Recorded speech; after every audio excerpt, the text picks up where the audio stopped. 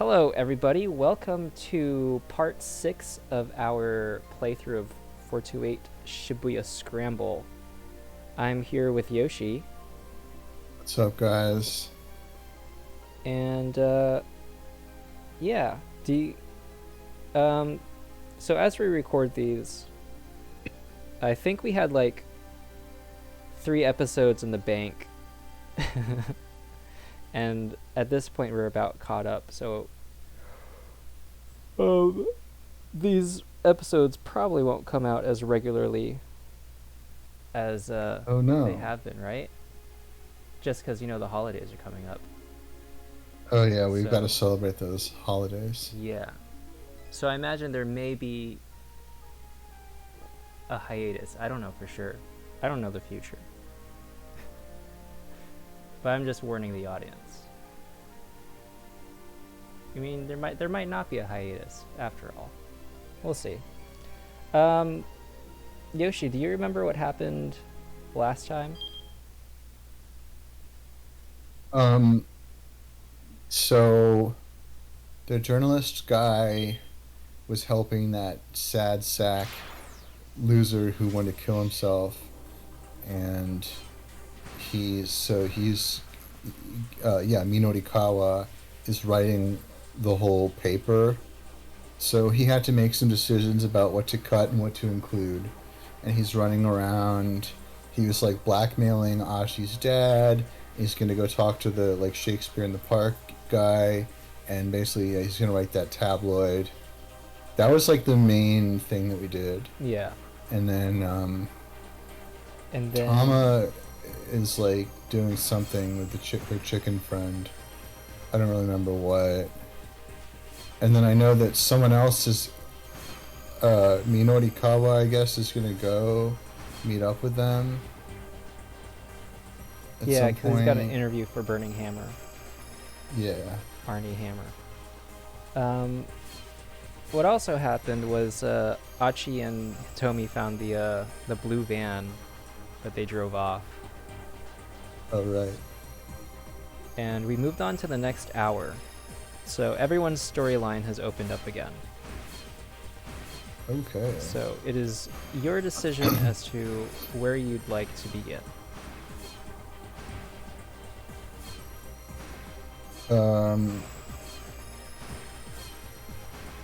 Let's go with Achi.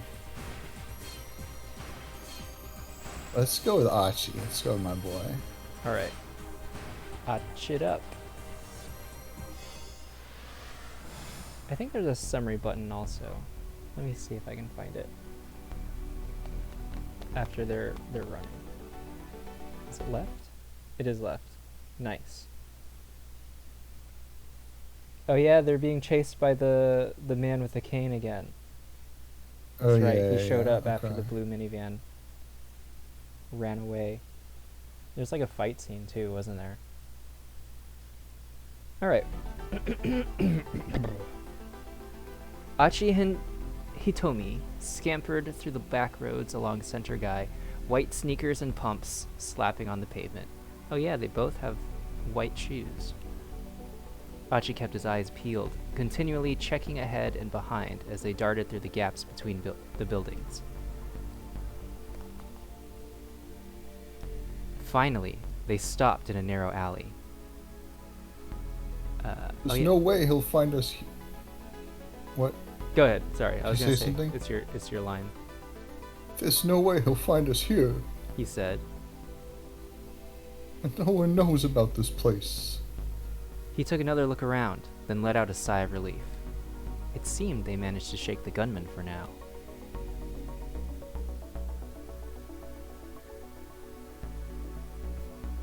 Back when Achi was with SOS, he had come through Center Guy practically every day. SOS being the studs of Shibuya, if you forgot. Yeah, we've gone over yeah, this already, though. The gang had started They out used as to be good, but now they're bad. little Sorry. more than a group ahead. of local teens. I think they're explaining it again. Oh no, I guess not. They didn't do much in particular, just horsing around and killing time. What mattered was that they were having fun. But it wasn't long before it wasn't all fun and games. Achi couldn't help but notice the slobs who were making a mess of Shibuya, dirtying it all up. He wasn't about to let them get away with it. Most frequently, it was folks who tossed cigarette butts out on the street or plastered walls in graffiti. When they didn't respond to his more gentle warnings, he found slightly more forceful ways of getting his point across. SOS got a reputation. Street punks started trying to pick fights with its members. Those guys required a bit more force to handle. And when it came to the worst of the lot, the drug dealers, the muggers, the guys who tried to force themselves on women, it was full-on battle, no holds barred. Before long, SOS had established itself as something of a vigilante corps. Soon it became known as one of the biggest gangs in Shibuya.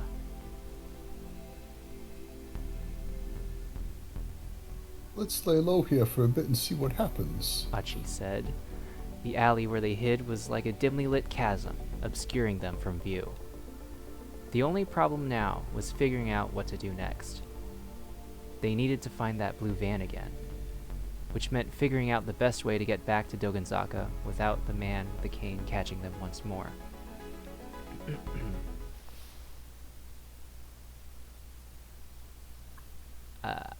Hold on, what's my Hitomi voice? Achi? Hitomi whispered, Achi. Hmm? I think I can handle myself from here. She got to her feet No way, Toots. and gave Achi a That's what deep he's gonna bow. say. Oh, whoa! Achi held up a hand. We've been over this already. You're not gonna be okay. That guy has a gun. If you let her go up against that assassin alone, he might as well be the one to pull the trigger himself. Thank you so much for everything you've done for me, Hitomi continued as if she hadn't heard him. She started to shuffle out of the alleyway. Hey, what did I just say? Really, Achi, I appreciate your concern, but I can't in good conscience put you in danger anymore. But, I mean... Achi tried to press the point, but Hitomi cut him off. There's no good reason for you to risk yourself to keep helping me. Her tone was resolute. Oh, we got a choice. We can say... we're determined to help her. Alright. We refuse to back down. We can't let this little girl go. She's gonna go up against this gunman and his cane. I'm a seasoned veteran of the streets. It's my job to, like, protect her and stuff. Still, Achi was determined to help her anyway. He refused to back down. Excuse me. Look, I want to help people who are in trouble. What's so wrong about that? Huh? He locked eyes with Hitomi, willing her to understand. I'm not the most dependable guy. I know that. But still, I just... Hitomi dropped her gaze, and Achi trailed off, feeling like an idiot. Who says Oh, it's this? no use. This is me, I think. Okay. Oh, it's no use. I'm no use.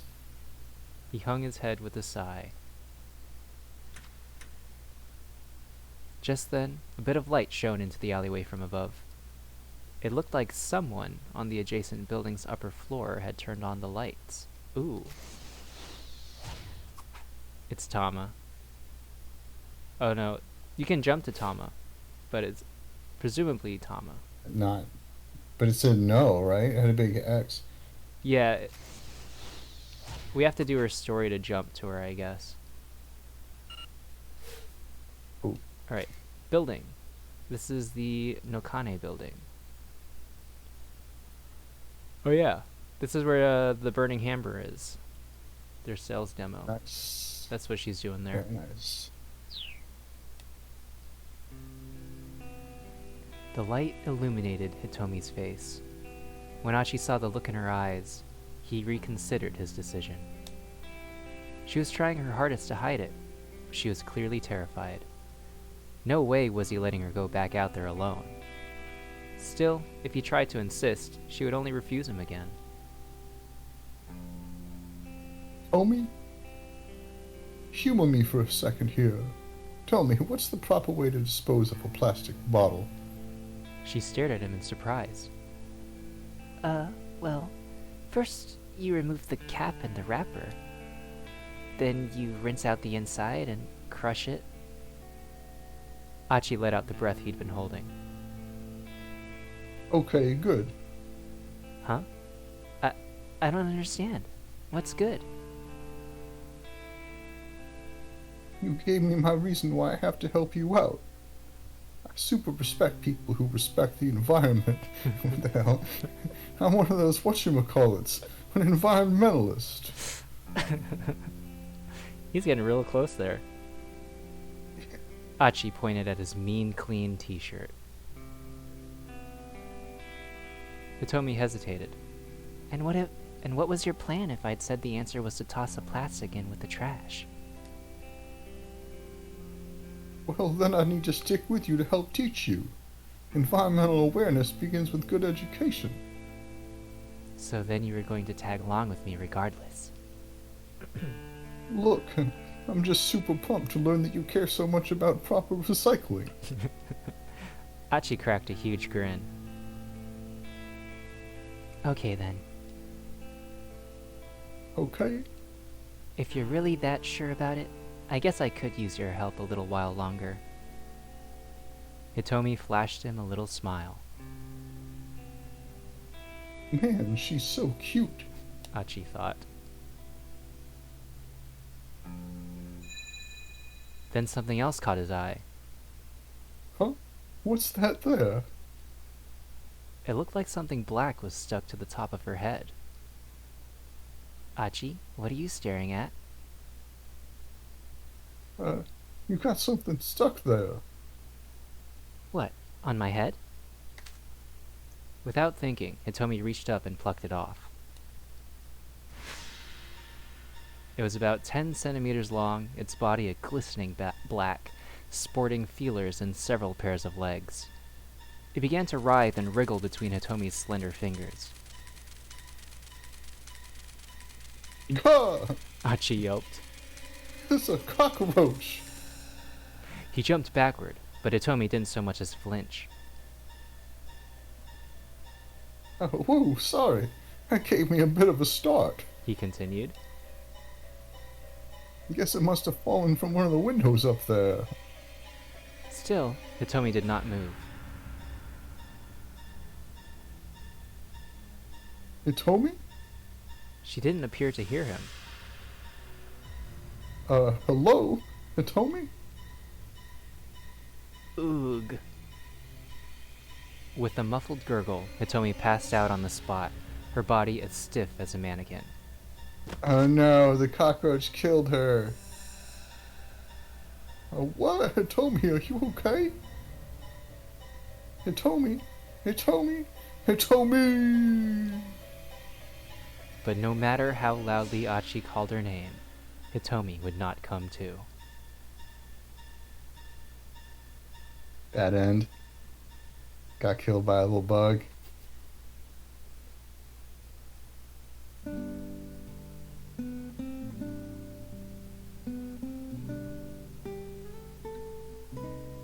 From that day onward, Achi devoted even more of his time and energy to collecting trash.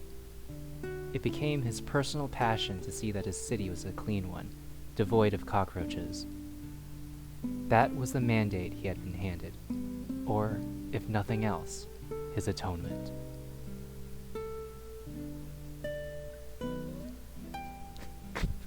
Oh no, she's in heaven now. That's one of my How did she favorite die bad from ends. looking at a cockroach? Oh, man. Hitomi passed out after a cockroach fell onto her head from out of nowhere. Well, not out of nowhere exactly. Hitomi and Achi were right underneath the Nokane building, where they're selling Burning Hammer. A cat and a cockroach had been fighting it out on one of the upper floors. The cat was victorious, but if it had run away instead, things would have turned out differently down below. I get that she fainted, but how did she die? I don't know. But that's my favorite shot. One of my favorite shots is just him looking up and then it zooms up and she's in heaven. Alright. Where should we go to next? So we got a bad end. We gotta figure out how to open that up. Oh, it's not because of the decision we made? No, it's not a decision we made. Okay. Well, let's go to Tama. Alright. Let me pull up the summary also.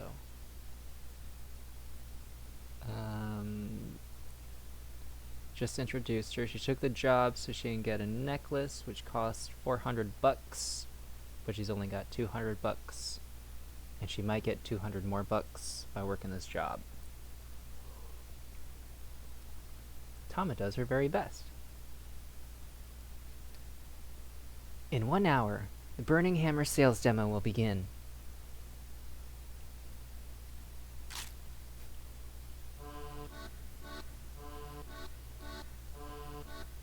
Chiri is laying out the assortment of snacks that we'll have on hand. Wait, did she pull out the middle of that cracker? Yeah. It looks like she did.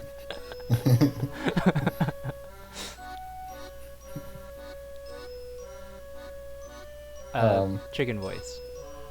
Hey, Tama, are you hungry? Why, yes. Yes, I am. I mean, that should be pretty obvious at this point. All I've had since putting on this stupid mascot costume is some burning hammer and a bunch of iced tea. Hey, now. Chiri shoots back. What's with the attitude? Chiri, you do remember that you ate my lunch, right? The sticker said it was best before noon. You just made that up. Yeah. Chiri chortles, merrily and chugs some more iced tea. Okay, folks. Mr. Yanagishita calls out as he slips into the room. Lunch break's over. Back to work. I don't feel like I've had much of a break. If anything, I'm even more mentally exhausted than I was before. There's a box full of Anagotchi toys in the storeroom on the 3rd floor. Mind bringing those down? Anagotchi? I ask. What's that? The name makes it sound like some sort of product knockoff. Mr. Yanagishita's face widens in surprise. You've never heard of them? It's just this little sperm. You know, Anagotchi. It's a digital pet game where you raise an eel that lives in Tokyo Bay. A portable electronic game in which you raise a conger eel, Anago, feeding it daily and clearing away feces. Depending how you raise your eel, it can wind up developing into various forms, from normal eel to ultimate eel sushi. You can also use the infrared communication feature to bring over friends for your eel from another nearby Anagotchi device. There's also a sister product, Trout Watch. By connecting the two, you can view a special event where the eel and trout characters go to a pub together. Ooh, I want to do that. Never heard of it, I say. Oh, well, I guess maybe a lot of people in Japan haven't heard of it yet. But it's all the rage right now with youngsters over in NYC. NYC? Oh, you must mean New York City. It's popular in New York? Really? Anyway, I did some quick checking and that's what I learned. So last month I bought a whole bunch of them. And once again, you were swindled. Yep. Oh, that's shitty. And once again you were swindled.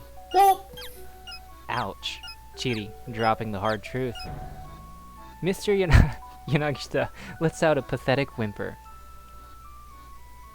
No. What's going on with that mustache? It's all empty in the middle. Just like that, his confidence evaporates. He starts muttering to himself. Those tears look very... It looks like hand sanitizer. Viscous? Yeah, viscous. I guess I gotta get it for the picture. I thought it sounded a little fishy, really. I mean, think about it. Why would kids in New York be interested in raising eels from Tokyo Bay? He muses. And what appeal would an eel character even have anyway? None, that's what. I should have known that. I did know it. Then why'd you buy them? This farce is getting tiresome.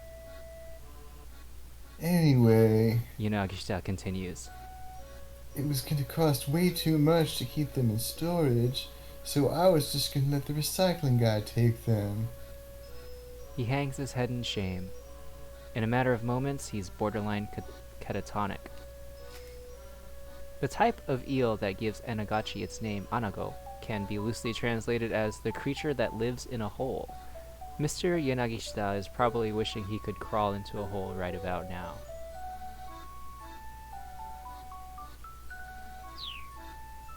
Nice. Chidi, on the other hand, flashes a big, bright grin. Well, eel's pretty delicious. Oh, Judy. Yanagishita blurts.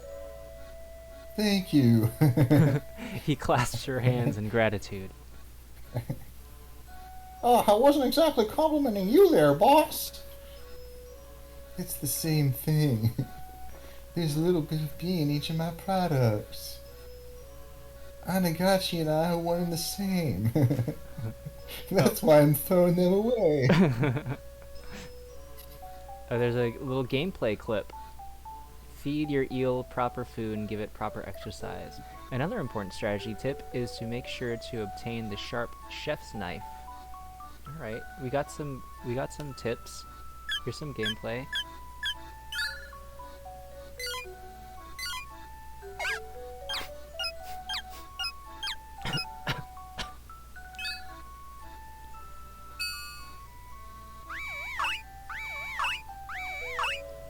This is kind of dark.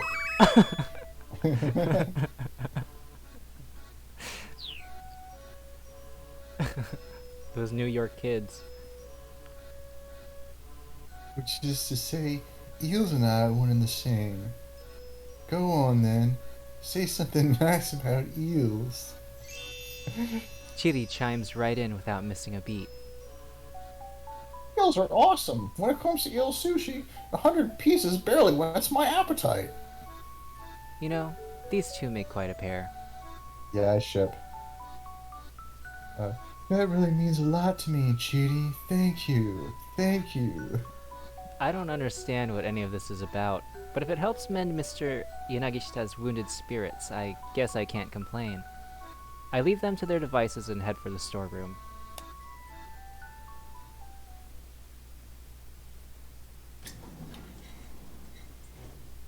The storeroom door opens with a rough grating sound. Okay, now where's the light switch? I fumble around in the dark, feeling for the switch box. My costume paws mute the sensations in my hands enough that even finding that is difficult. I bat at the wall willy-nilly until eventually the lights come on. Apparently I found the switch, even if I didn't feel it. Whoa. What the heck is this? The storeroom is practically overflowing with shoddy goods. A painting that looks like a child's scribblings? An oddly shaped hat bearing the words "Grow 2 inches guaranteed"? A cheap-looking pendant with a tag that says it's set with a miracle stone. Oh.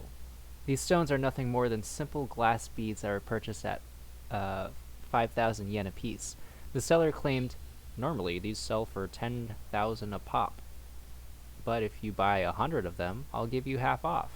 I wish the buyer declared, "It really is a miracle," before joyfully agreeing to the purchase.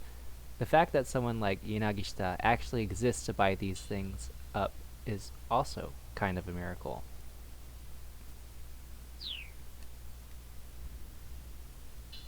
It's like this is the knockoff boneyard where cheap products go to die. They break away from their pathetic herd knowing their time has come and end up in this graveyard of a storeroom. Let's see. Anagotchi, Anagotchi. I quickly spy the cardboard box I'm looking for.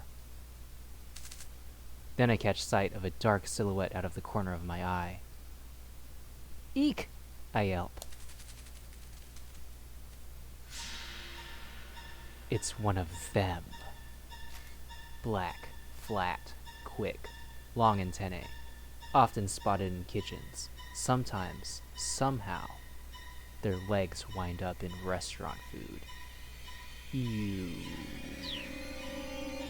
The size, the speed, the dark shape, it couldn't be anything else. It peers back at me from the shadow of the Anagotchi box, the faint light catching the luster of its carapace. It looks ready to leap out at me at any moment. I need to act fast. Alright. I guess we just get out of there. I think that as much as I want to challenge it to single combat, I think that that's what results in it jumping out of the window and killing Hitomi. So let's just get out of here. We could choose it and then just rewind just to see it, and then I can rewind back to the decision. But okay, sure. I think it's funny. If I remember correctly, we'll see. I challenge it to single combat. It flitters aloft. It's gunning for me, alright. Bracing myself, I step forward to confront it, which paradoxically helps calm my nerves. I get this sneaking suspicion that this isn't the first time I've done battle with one of these things. It's like I've trained myself to protect someone who's even more scared of them than I am. As I mull that over, the thing hovering in the air presses its attack against me. Now's my chance. I snatch up a nearby piece of cardboard and swat at the creature hard. It sails out the window in a graceful arc, then flitters away into the world beyond. Phew, at least we parted on mutually acceptable terms. I didn't have to squash it or blast it with pesticide. Hefting the box labeled Anagotchi, I scurry away from the graveyard of schlock merchandise. Okay. I thought it would have like a full fight scene. Alright, I'm gonna rewind back to that decision.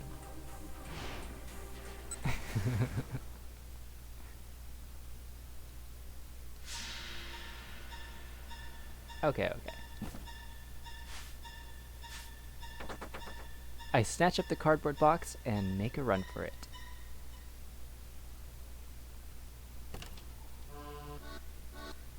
Phew, I made it. When I get back to the break room, Mr. Yanagishita is still clutching Chiri's hands. Ooh. And eel's super tasty when you slow broil it too. Oh, thank you. But temperature style is probably the best. Oh, thank you. Well, Mr. Yanagishita's spirits have certainly turned around. Okay, got it. I hold out the big cardboard box. Excellent, thank you. You girls are the greatest. Yanagishita shouts. His voice resounds with gratitude. Hey, that's it. I just got an amazing idea. Why don't the three of us start our own company? I'll pass. Oh. Maybe we both say it. Yeah, we both say it. I'll pass. Chiri and I respond in unison. Man, you two shut that one down quick. Oh well, for today let's just focus on selling Burning Hammer. By the way, I ask, where is the burning hammer? There wasn't any in the storeroom, and I don't see any here either. Oh, that's right. It's out back on the loading dock. We should probably go bring it in. Oh, and bring the Anagotchis with you too. The recycling guy is going to be showing up soon. Come on, let's go. Chiri and I follow Mr. Yanagishita out to the loading dock.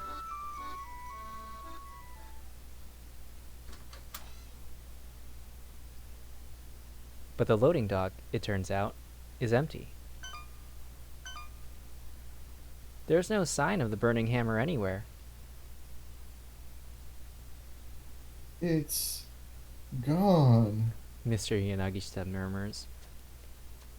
Then his voice rises to a shout. It's gone, all gone. The burning hammer, it's all gone. Flying into a panic, he searches frantically from one end of the dock to the other, leaping into the air, even peering down into the cracks. But no matter where he looks, there's nothing for him to find.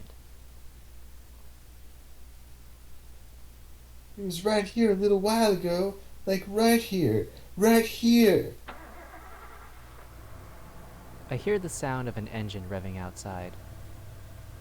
Mr. Yanagishita cries out in alarm. We can see a truck starting to pull away. Its bed is piled high with cardboard boxes and other assorted trash. Hey, boss? Is that... Yes! There it is!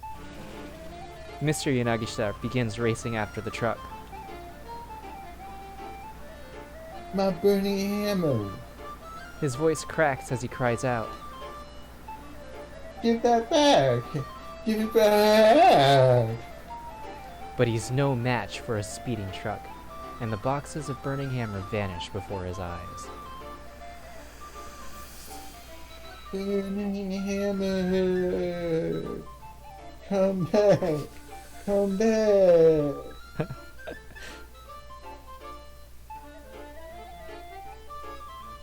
Yanagishita's wailing echoes from the surrounding buildings. It's like something out of a movie. What the hell? What's up with that truck? Tama. Who the heck was that? Hey, don't look at me, I reply. Huh. Oh, is this Maybe this is cheating. cheating? Huh, with all those piles of stuff, it could look just like the recycling guy. Oh, maybe he said it. Oh. As soon as he says it, revelation dawns on his face. Recycling guy. He mutters. I can see the color draining from his face. The words recycling guy give me an idea. If it was him, maybe he thought he was picking up the Anagotchis by mistake. We have to find it. We have to find that truck. The man is absolutely beside himself. Cheating, Tama. You two split up and try to track it down. Wait, why do we have to look for it? Again, Chiri and I speak in chorus. If there's no sales demo, there's no money to pay you. And then all the work you've done will be for nothing. Right. When he puts it that way, I guess there isn't much of a choice. Somehow or another, we'll have to find that truck. Can't have gotten far. He continues. Now go hunt for it like your life depended on it. Pardon me. Excuse me. Bless you. A little sneeze. Thank you. Chiri and I look at each other and sigh. How do you want to do this? She asks.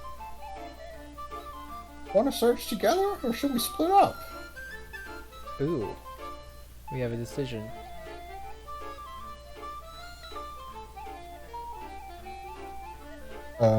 Let's go together. Teamwork makes the dream work. Let's go together. And so Chiri and I head out in search of the truck.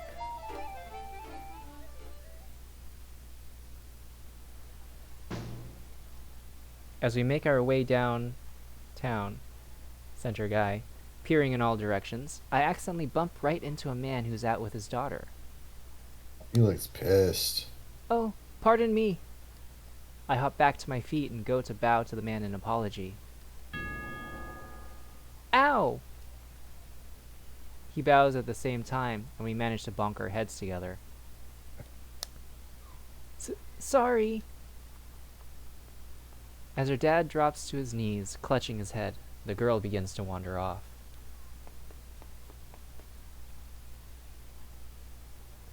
I think he voiced this guy. Oh no, wait. The man lurches to his feet and rushes after the girl. She seems like an odd kid, only 10 or so, but strangely cold and distant for her age. As we make our way back down the road, Chili's eyes light upon a cafe. Man, I am super hungry. She mutters. Not now. We have to find that truck. She's wearing a Wesleyan college sweater. Yeah, I know. They probably don't really know what that word is.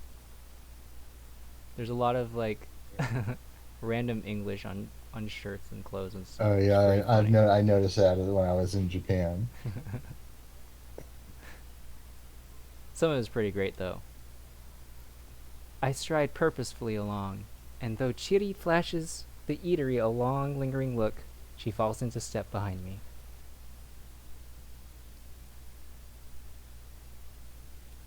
Chiri and I wander around town for another 10 minutes or so.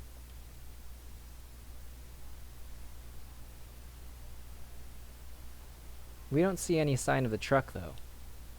Ugh, I sigh. It really is good and gone, huh? I turn to look back at Chiri. Huh? Wait, what? Chiri's gone. She must have slipped away from me at some point. I take a quick look around, but there's no sign of her. When did she split off? She was just there 2 or 3 minutes ago. It's 12:35. The sales demo starts in 25 minutes. What do? I don't have time to go looking for Chiri. Guess I'll have to keep searching for the truck by myself then. But I have no clues to go on, so I don't know how I'm ever gonna find it. What should I do?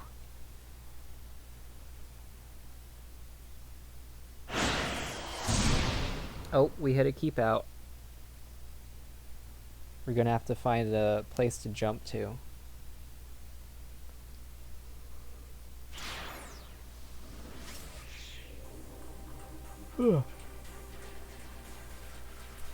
Alright. So what's next? Let's try Minorikawa. Minorikawa? Okay.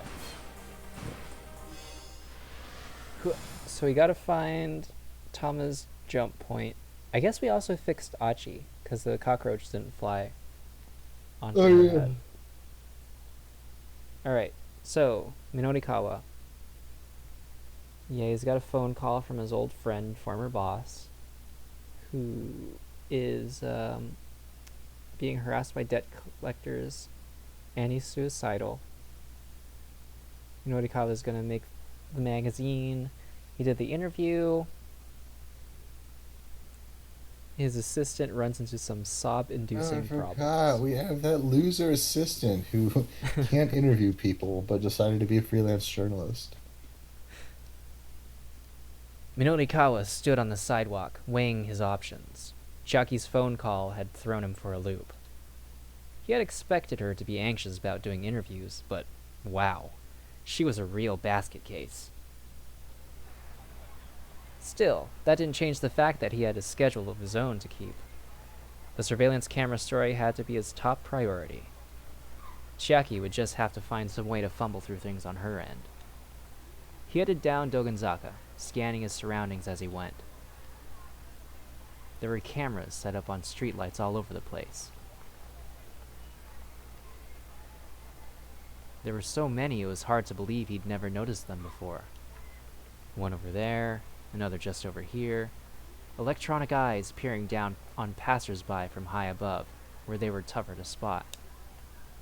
Just how were the people who came to Shibuya reacting to this situation? What's this guy sound like? Um, He's like sexy, right? no, he had like the newspaper, the news, like an announcer kind of Oh, voice, like, "Hey, oh, you there!" hey, Something. hey, you there? Minorikawa called out to a man riding by on a bicycle. Hey, you, stop! The man brought his bike to a sudden stop. Man. This is Taisei Yasuda, proprietor of a knick-knack shop. Roughly 30 minutes earlier, while he was wandering along the JR tracks picking up lost and abandoned items, Achi foisted off his trash onto him, and so he's in a bit of a foul mood. Since then, he's been going along on his bicycle, still picking up things from the roadside. There's a trunk on the back of his bike where he stores his finds. Yeah, that's the guy that Achi gave his trash to. But I don't remember who voiced him. Might have been you. Me? Just a guess. Yeah, I mentioned last time that I should make a list of like who voiced who, but I never did that. Alright, I'll voice this guy. Huh? What's the matter? He asked. Hi, my name is Minoru Minorikawa. I'm a freelance writer. Okay. I'm just doing interviews for a magazine, and I'd like to talk to you. A magazine? Which one? You know, that tabloid with the guy who's going to kill himself. Four-star general gossip. Minorikawa did his best to sound proud. Oh. Well, I'm actually in a bit of a hurry here. Minorikawa soldiered on. See that? He pointed at one of the nearby surveillance cameras. What? The man asked. The blimp? A massive blimp was indeed drifting slowly overhead. A type of aircraft that is, filled with gas. This particular blimp has been puttering about the skies above Shibuya since last night.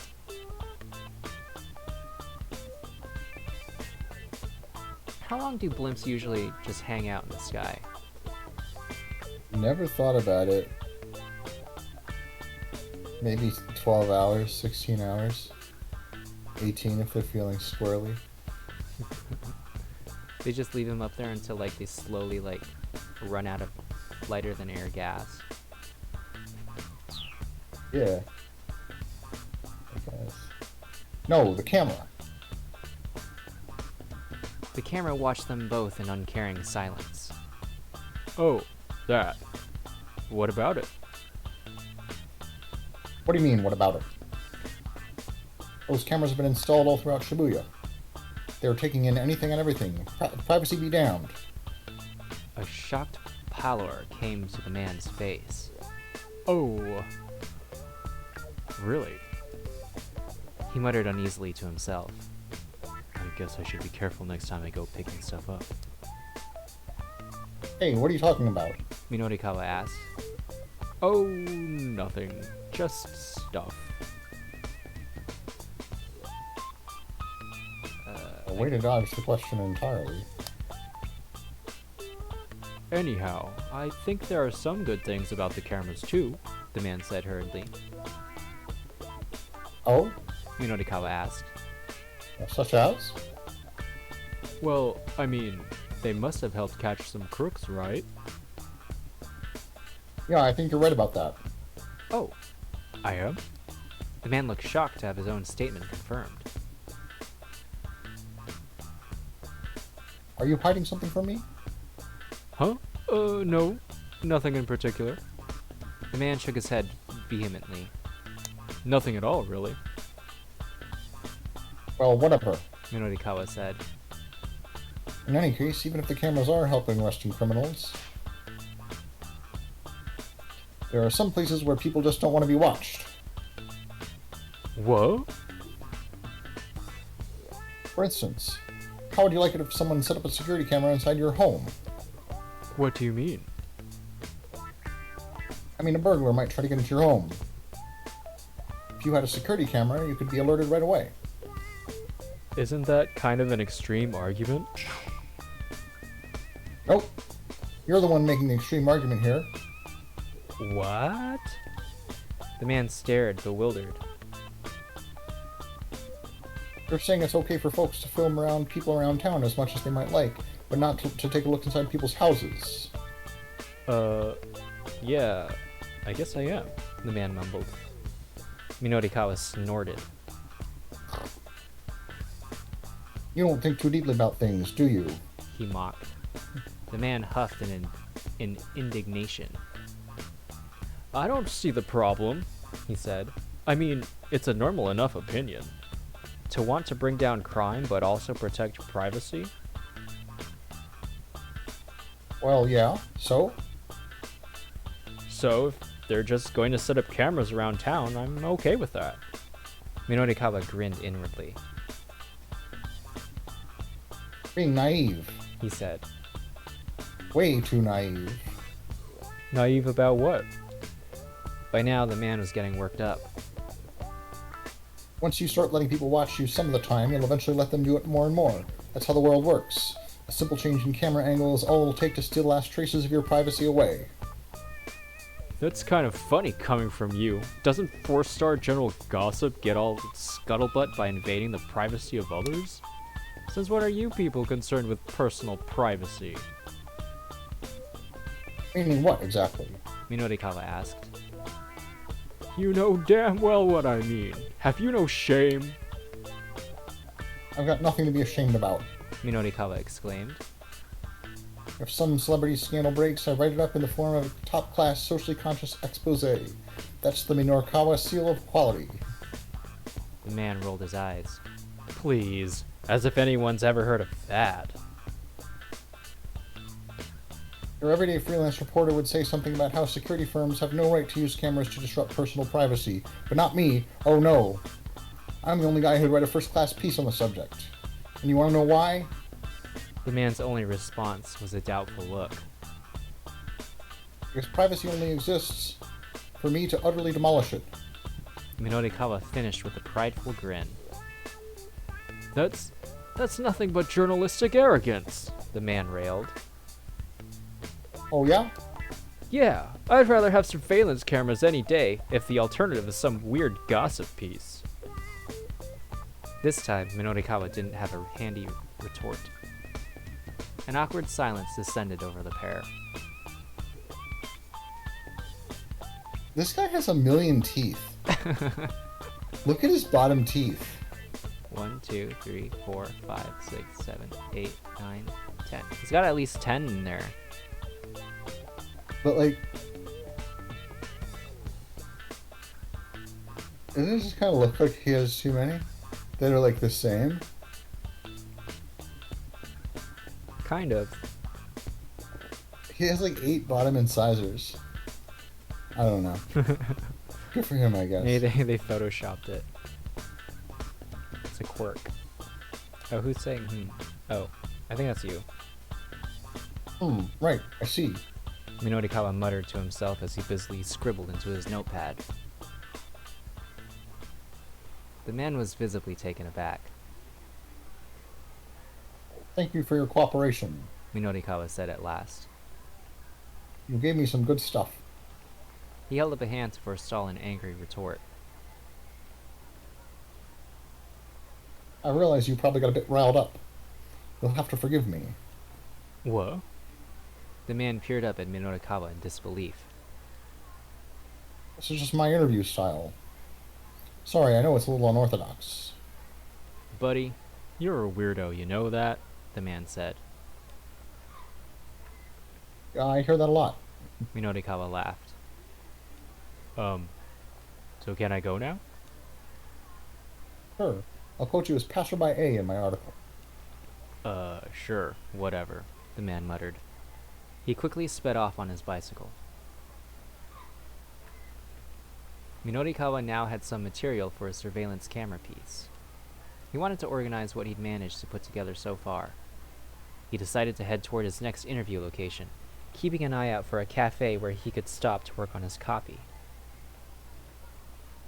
He used the map included in the project proposal to guide him. It was hard to read the words and make out the details, but it looked like the Nokane building, where the Burning Hammer demo was being held, was just down Center Guy. There was no indication of which floor the event would be held on, however. That made him a little anxious, but he'd probably be able to find someone to point him in the right direction once he got to the building. He spotted a cafe up ahead.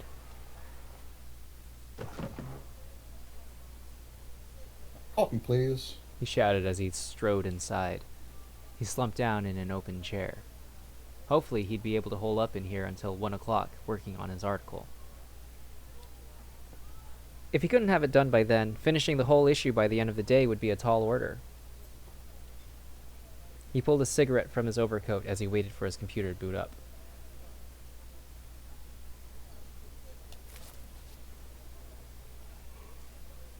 Having a smoke was Minorikawa's little trigger for going into writing mode, which is the state of being in a mood to write some text. He switches between writing mode, interview mode, food mode, and sleep mode. When busy, he'll sometimes go into writing mode and food mode at the same time, sometimes even straying into sleep mode in the midst of food mode. While he's even busier, he'll eat and write mid-interview while nodding off. This is known as ultimate mode.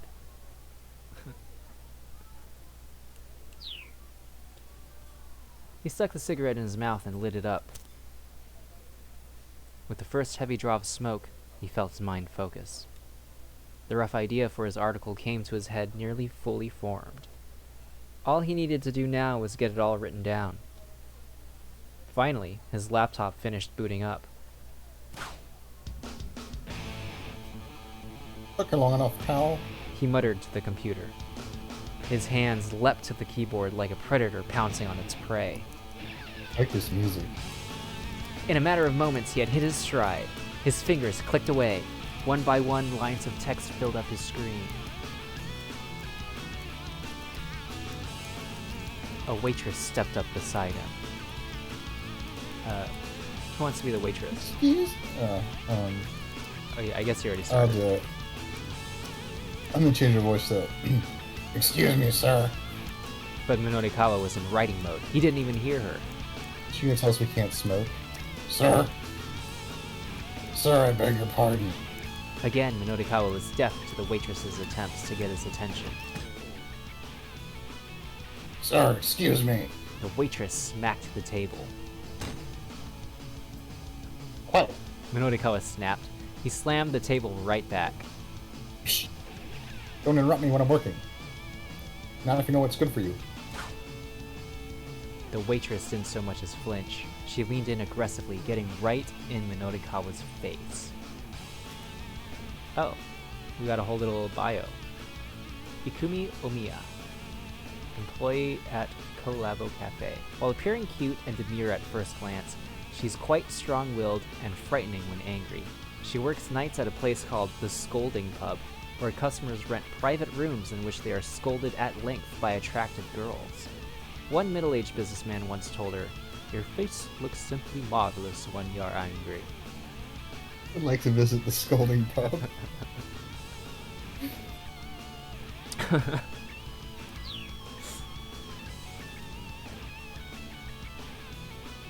Sir, I hate to bother you, but I have to ask you to please refrain from smoking. Minorikawa blinked. Huh? This is a non-smoking establishment, sir. No smoking? Minorikawa asked. The cigarette bobbed in his mouth as he spoke. The waitress pointed sharply to the sign on the wall. The words "no smoking" were spelled out clear as day.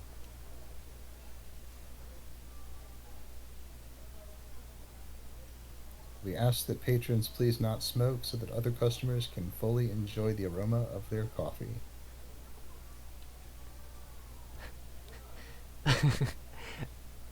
The waitress voice really changed there, huh?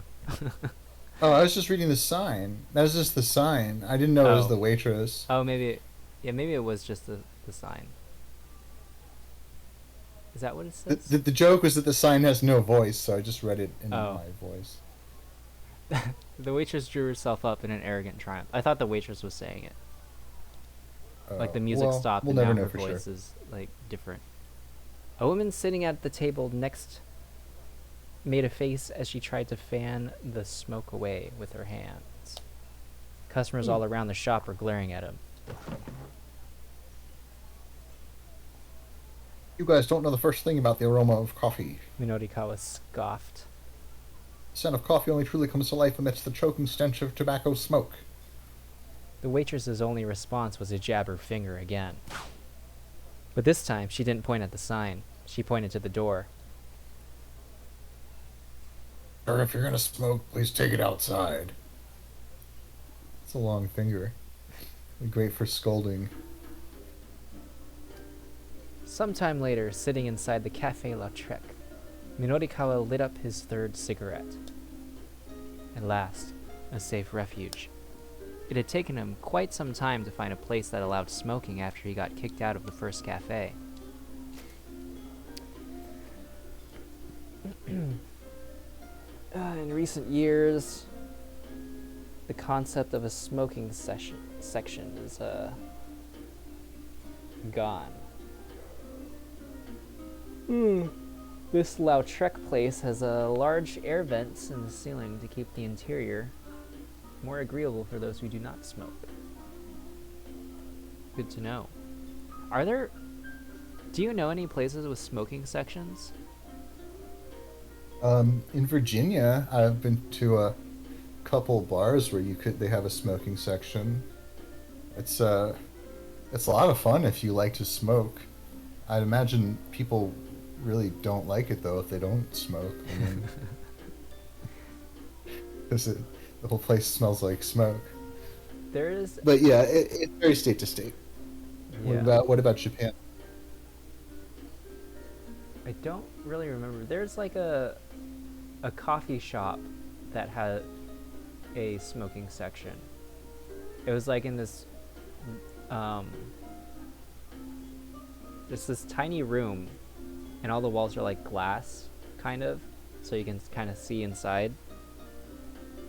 But yeah, that's where it was. It's just like a little tiny section off a room that you could sit in and smoke. I hope they let us smoke at the scolding pub. They'll probably scold you about it. That's probably one of the things. Smoking is allowed if you want to get scolded, I guess. Now he was in a rush to make up for lost time. His fingers flew over the keyboard at lightning speed. The more he wrote, the harder he focused. At this rate, he'd have the story wrapped up in no time. Hey, you hear me? A voice intruded suddenly on his awareness. Someone else. One of the other customers was shouting, "This might be you."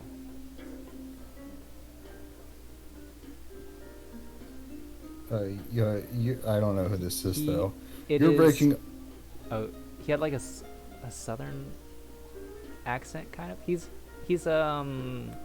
Kano's girlfriend's dad. Oh, right. He's at Lautrec. You're breaking up with that fella today. I don't think that's what he sounded like, but that's okay. Minorikawa's fingers drifted to a halt. I guess when I write the list, I should write a description of how the voice sounds. He looked around to see where the voice had come from. An older man, red in the face, was shouting at the young woman who sat across from him. Is this me as well? I think so. By next episode, we'll have these voices locked down. I will for sure make this list. But I think it's you also. Please, Dad. The woman pleaded. Stop. You're making a scene. Ah, a father and a daughter then. It was rare nowadays to see a father behave so imperiously toward his own daughter. Just how sheltered had he been trying to keep her? Minorikawa couldn't see her face from where he was sitting, but his interest was piqued. Should he move to another seat where he could take a look? Or, should he just work on his article? We need to finish this article or that guy's gonna kill himself. Alright, so B? B. Going with B. No. He reminded himself that he needed to finish his article. Besides, if this young lady looked anything like her father, he'd just as soon pass. Well, that's an old man. I mean, she's gonna look like an old man. Minorikawa went back to his typing. It took a few minutes to reestablish his writing groove, with the two still bickering across the room. But thankfully, he soon regained his focus.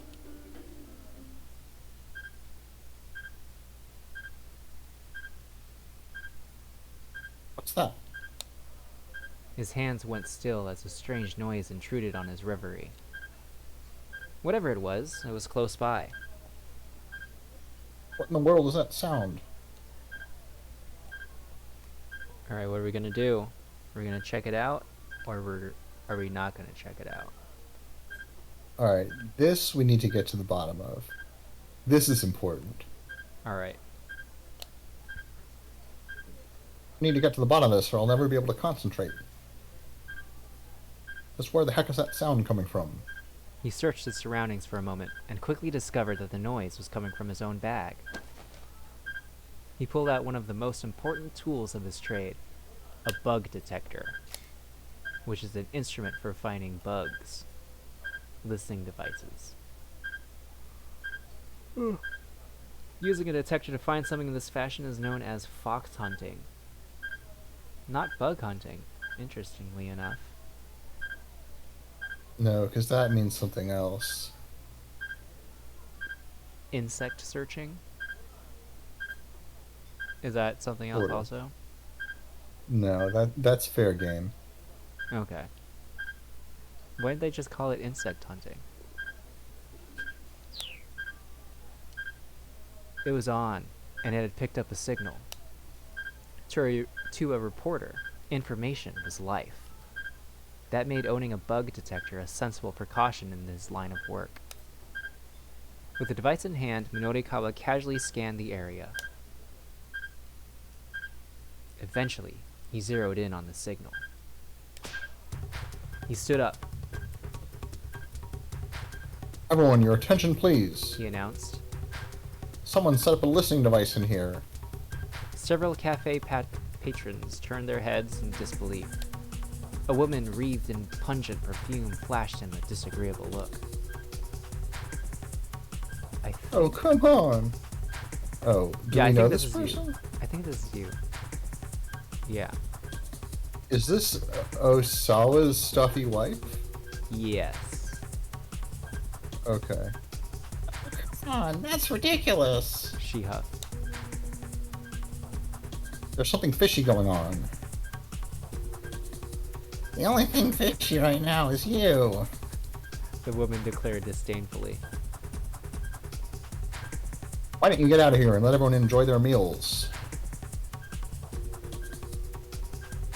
Oh, that was her, I guess? And he that says, was no, her, I smell a scoop. You what? You, what's your name? None of your business, that's what. Now hurry up and stop that awful noise. Beep is still going in the background. The other customers were starting to murmur loudly, There's a listening device here, folks. Minorikawa said. How can that not bother you?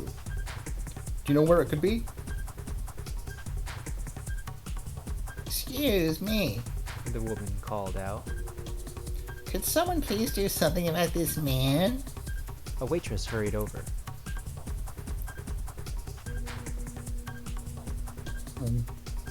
You want me this? You can be this waitress. Okay. I know she appeared earlier also. Oh, did she? Yeah. Jeez. I'll do it. I'll do her voice. Sir, please, you're bothering our other customers. There's a listening device in here. That's what people should be bothered by right now. The waitress took a reflexive step backward at the words listening device. You're the one who's intruding on everyone. The woman shouted. Honestly, could you please stop that racket?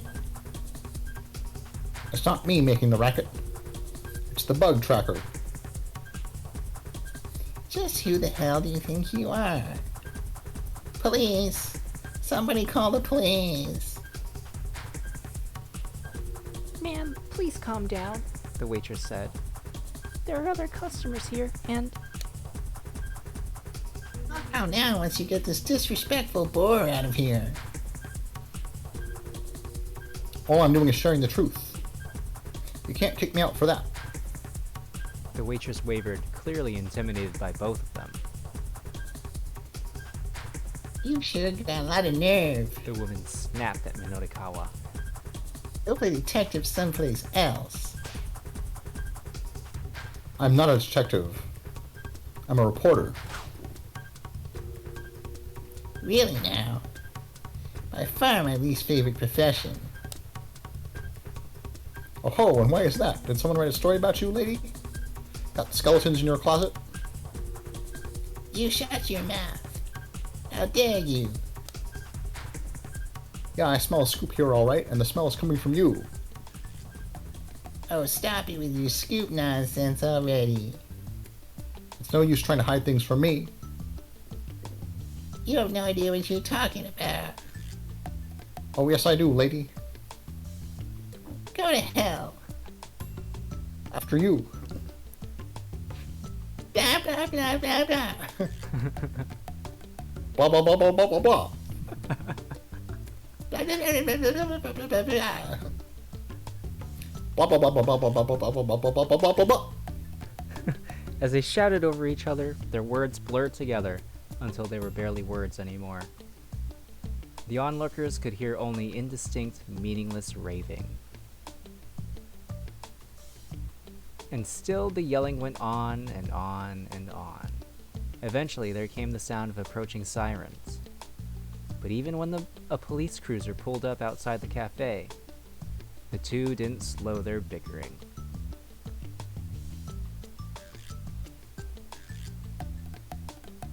Got a bad end.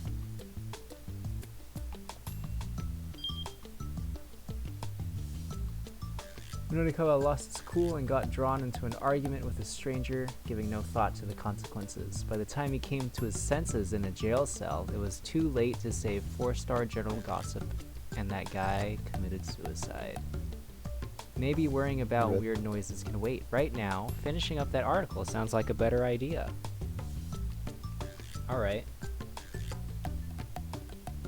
So it sounds like we could change that if we made a different choice. Did you want to do that? Or how, Yeah, how let's you go feel? fix. Let's go fix it? Let's go fix that one up. Alright. Weird sound.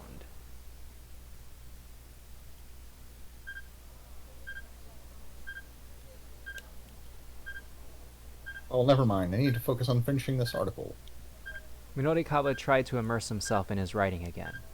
Before long, he stopped worrying about the curious sound.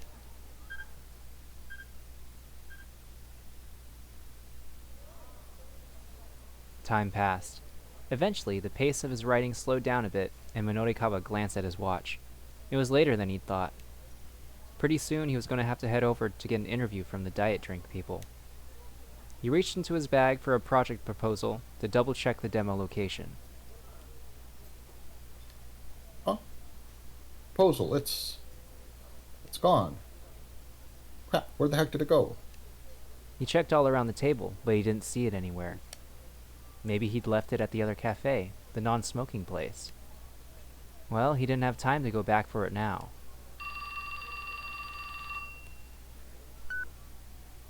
His phone rang. What now? Minotikawa snapped as he answered it. A tiny squeak came through the receiver. It was followed by the sound of sniffling sobs. It's the assistant. Did I voice her? I feel like I did. I think you did, yeah. I don't remember the voice I gave. I feel like I give every every character the same voice. Let me try to change it up. I'm sorry. I just. Is this Mickey Mouse? Yeah, this is Mickey Mouse. Chalky? Was she done with her interviews, maybe? It's no use. People won't stop to talk no matter how hard I try. Ha ha. Her voice broke up into further sobs. A boo hoo hoo. Oh, come on. This again? Really? I can't do it. Don't worry about paying me. Just please let me go home. Minorikawa was already operating on a too tight schedule. He didn't have time to worry about Chiaki on top of it all. Look, just slow down and take a breath. Try and keep at it a little longer. He should have seen this coming when he first called her. Her shyness was practically pathological. But if he cut her loose now, all this frustration would be for nothing. But I can't do it. Chiaki whined again. Please, just Please, forget you ever called me. She hung up before Minorikawa could get another word in. You think that conversation, us reading it, took 37 seconds? Yeah. He tried calling her back, but she didn't pick up. Oh, God. Damn it, Chiaki. Don't you dare bail on me. Leaving money for his coffee on the table, Minorikawa jumped up and bolted from the cafe. The plaza outside Shibuya station was as crowded as ever. Minorikawa looked around, but there was no sign of Chiaki. She bailed. Minorikawa dropped to his knees in despair. His last hope had up and left. There was no one else he could even ask. Damn it. Alright then, fine. I'll do it myself. He dragged himself back to his feet. Alright, listen up. He shouted at the passing crowd. I'm doing street interviews here, starting now. You guys, shut up and help me. I mean, don't shut up, but help me.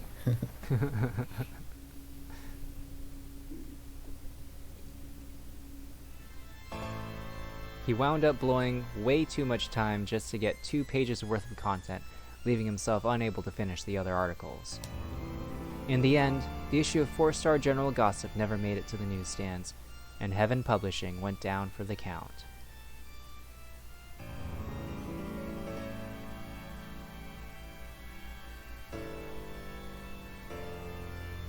Bad end. Chucky calls it quits. Without Chiaki, Minorikawa just couldn't get the gossip finished in time. What made her run off, though? Chiaki shows up in Kano's story at 12:10. One of the decisions there is what ultimately puts her over the edge. What did Kano do to her? I don't know. I think this might be a good time to stop. Yeah, for I think now. so too. Oh. So we'll find out next week. Potentially. We'll find out next week, potentially. It depends on whether we actually manage to record. As I said in the beginning of the video. Alright, so what are your thoughts so far? Got any, I don't know, theories, thoughts on the plot? I'm beginning to think that some of the plots are interconnected with each other. Call me crazy. Call me a conspiracy theorist. But I'm starting to suspect that some of these storylines are going to converge. Cool. Beyond that, I don't really know. Do you think, so I guess I could have asked this when it came up, but that conversation he had with that bicycle guy about security and privacy, is it a little dated? Like, I feel like a lot of people have cameras in their house these days. Yeah, but the concerns are still there. I mean, That's true. I think it was more like, what if someone else wanted to put a camera in your house? You know, not like if you want to put it, but like, and of course, the truth is that when you get a Ring or a Nest or whatever stupid, Google camera thing, like, yeah, everyone can see it. Like the company can see what's going on in your house and stuff. They can like see you, Yeah. doing whatever you do. But the naive assumption, at least, is that like they can't. It's just for you. Yeah. I think what Minorikawa was saying was like, what if the people who set up the cameras on the streets also wanted to put one in your house? Yeah, that's true. The people, it's not putting them themselves. It's like without consent, I guess. Yeah.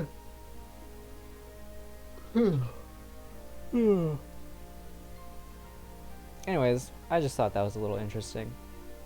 Because this came Yeah. out over 10 years ago. Yeah, over 10 years ago. Almost 15 years.